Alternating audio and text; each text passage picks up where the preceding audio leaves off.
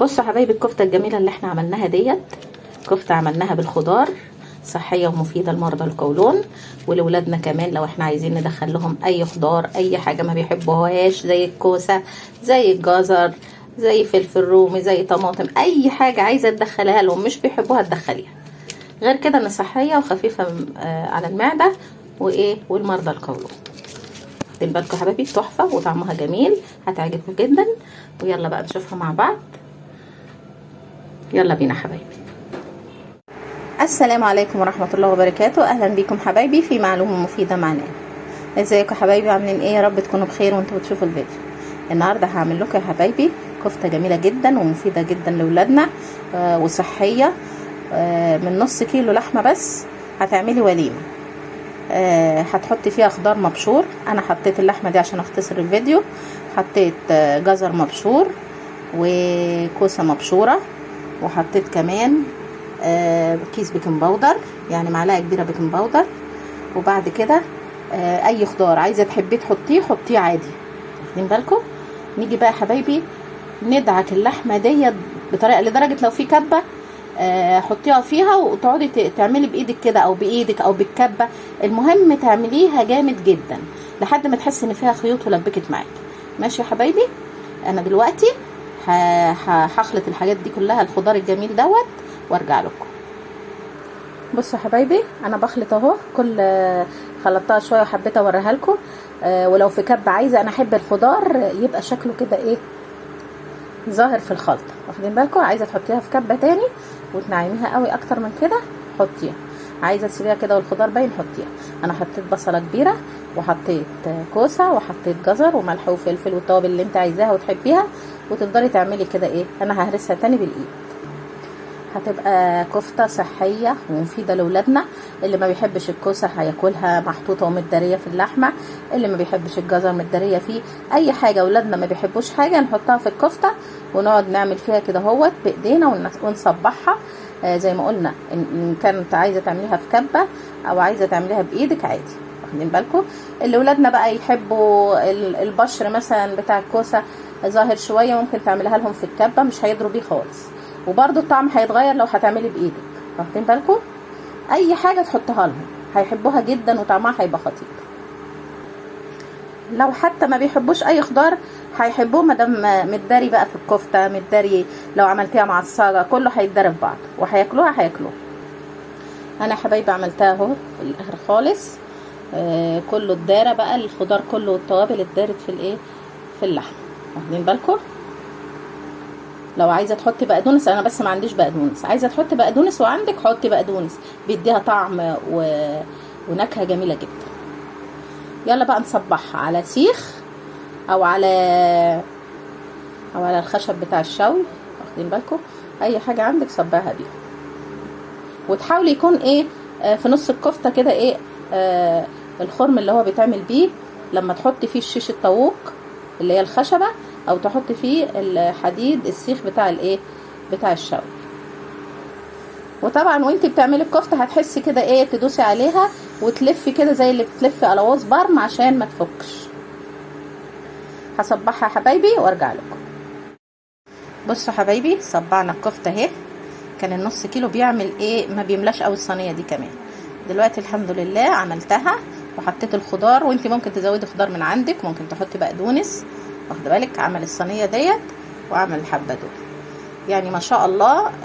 الخضار كتر النص كيلو لحم، ومن غير عشان تبقى صحيه ومفيده. مثلا مش هحط عليها سمنه ولا هحط عليها زيت. الدهون اللي في اللحمه كفيله ان هي تخلي الكفته تتحمر، خصوصا اللحمه المفرومه لما بنجيبها بيبقى فيها نسبه دهن شويه، فده كله هينزل.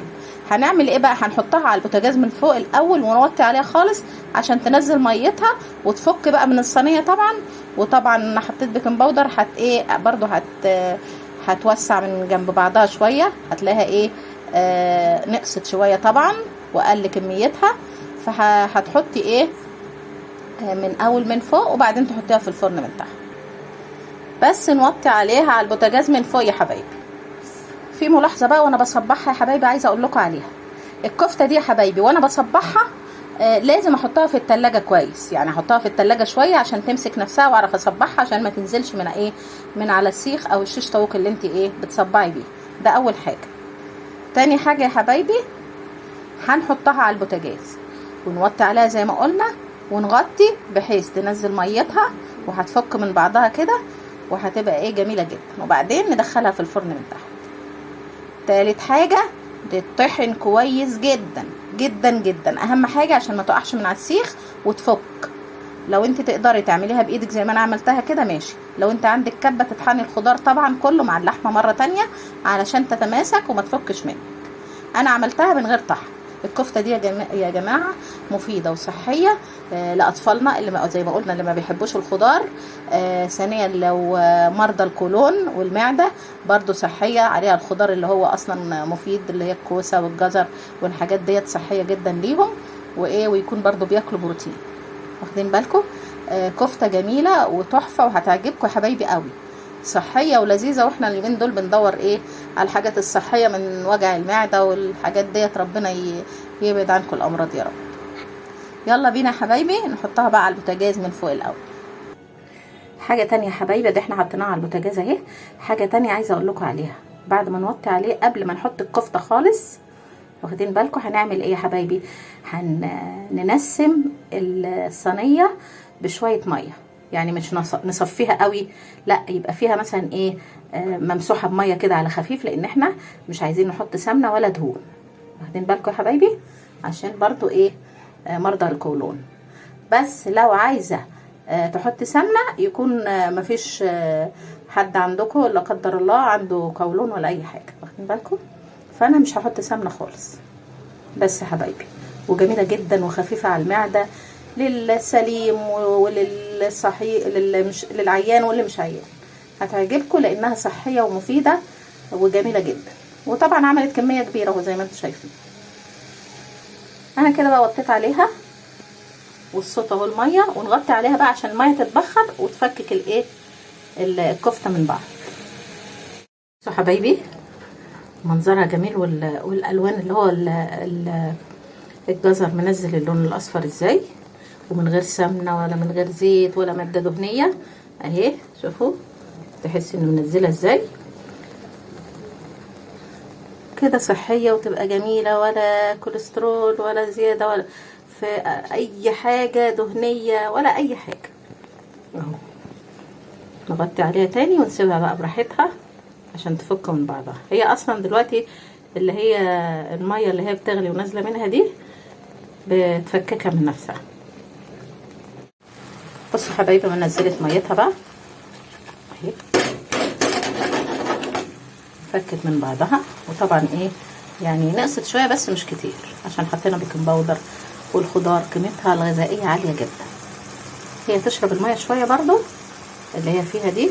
وشوف السمنه الصفرا ديت محطوطه منها فيها الكفته، فليه نزود نفسنا دهون ونتعب نفسنا ومعدتنا؟ لا صحيه وجميله اهي.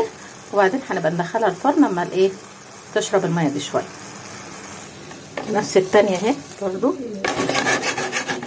فكت من بعضها اهي، برضو هندخلها الفرن. مبروكه وكتير ما شاء الله، وريحتها تحفه وصحيه طبعا قبل كل شيء. بصوا حبايبي الجمال، انا دقتها دلوقتي طعمها والله اكتر من رائع، جميله جدا. اكني محطوط عليها زبده، محطوط عليها الخضار خلاها في حته تانية خالص، يعني يمكن اطعم من اللحمه اللي هي لوحدها. بصراحه عجبتني بصراحه. بصوا حبايبي طلعت من الفرن وشكلها تحفه ازاي. بصوا يا حبايبي ولا حطيت نقطه سمنه ولا اي حاجه. شوفوا السمنه اللي نازله دي ما شاء الله، ولا نحط سمنه عشان الصح. ناخد منها بقى كده اهو وندهن الايه الكفته من فوق، نديها لمعه كده. ما اقدرش اقول لكم على الطعامه والريحه والطعم التحفه، وصحيه وما فيهاش دهون ولا اي حاجه. هي دهون اللحمه منها فيها. هي يا حبايبي كفته صحيه وجميله لاولادنا واللي عندهم قولون تعبهم، جميله ليهم جدا. واي لينا اطفال ما بتحبش الكوسه ما بتحبش الخضار، حط اي خضار على اللحمه هيتماسك، بس تحطيها قبل ما تصبعيها في التلاجة عشان ما تنزلش من الايه، زي ما قلنا ما تنزلش من السيخ. واخدين بالكم؟ تاني حاجه ولادنا هتحبها وهياكلوا الخضار المحطوط فيها. وانت بقى ايه، حطي بمزاجك اي خضار انت تحبيه، اي خضار حاسه ان ولادك ما بيحبوش تحطيها، صحيه ومفيده. تعملي بطاطس محمره جنبها، تعملي مكرونه مبروكه من الخضار اللي اتحط عليها، طعمها تحفه. اتمنى يا حبايبي تجربوها، والسلام عليكم ورحمه الله وبركاته.